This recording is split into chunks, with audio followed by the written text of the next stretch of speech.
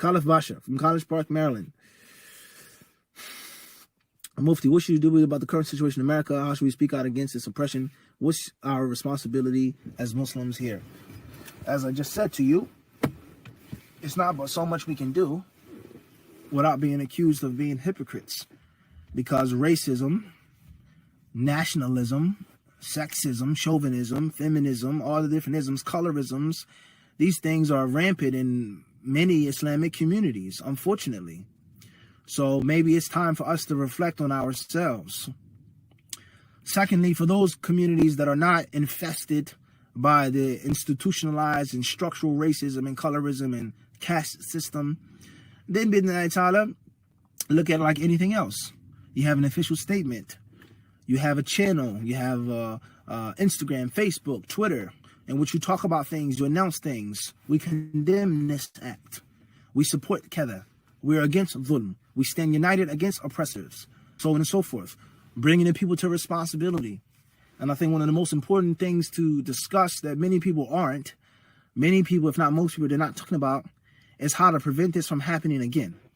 Rioting, looting, lashing out, saying bad things is not necessarily going to stop from happening again. And why is a police officer, a 19-year veteran, who had 12 official reported cases of misconduct and abuse and stepping out of his boundaries, why is he still a police officer? Why is he still walking the beat? Why is he still on the streets arresting people? 12 cases, that's a dozen. And we know the rule. If there are 12 reports about him, then there are probably 24 people that complained about him. But only 12 made it to the paper. Why is this person even a police officer with a loaded gun, with a taser, with a stick, with handcuffs, with a mace?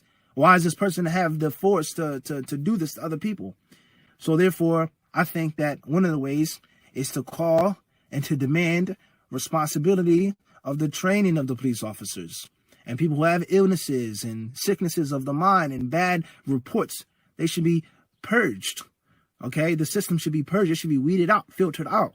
And demand that the mayor, demand that the congressman, demand that these types of people are not allowed to walk around with handguns with bullets loaded with clips. Many years ago in 1999, that individual, Diallo, in New York City, was shot 19 times by police officers. They shot 41 bullets at him. 41 bullets. Do you know how many bullets that is? Have you ever been in a gunfight? Have you ever been in a war? Have you ever been in a gun range? 41 shots they shot at him because he pulled out his wallet. And the plainclothes cop who went to approach him, they say he fell back and he tripped off the steps. And the people that were in the background, the other cops, they thought he was shot. And they released 41 bullets. Get out of here. How do you think someone is shot if you don't hear a gunshot? Do you know how loud a bullet is? If everything's quiet, how did you think he was shot? Because he tripped off of the steps. And how do you mistake a black wallet for a handgun? And how do you shoot a person 19 times? A hail of bullets 41 times.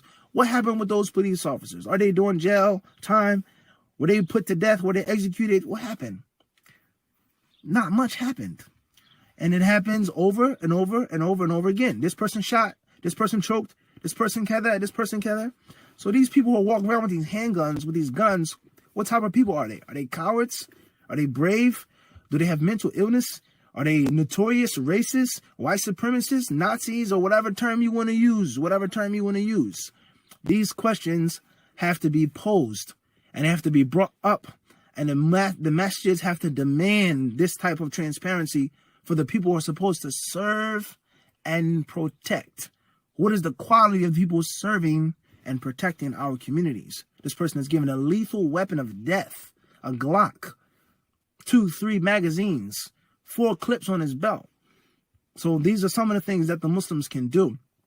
And everything is not about protesting, and everything is not about saying this, but demand for these things to be mentioned. Have a meeting with these people, the councilmen, the congressmen, this and that. Talk with them, speak with them, and use leverage. In my mosque, I have 1,000 people. I have 500 people.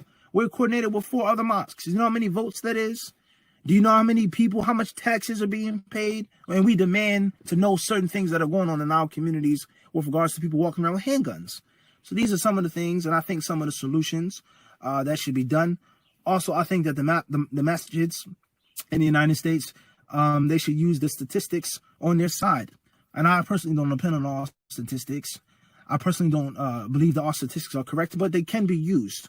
And one of the statistics that I read yesterday, Allah knows best if it's true. It's very, very appalling statistic. It was talking about a great football player named Michael Vick. Those who are in America or outside of America, if you watch football, you know about Michael Vick.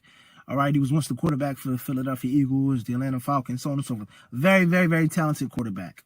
We know that he was taken out of the league, did jail time, had to pay fines, whatever, for fighting dogs.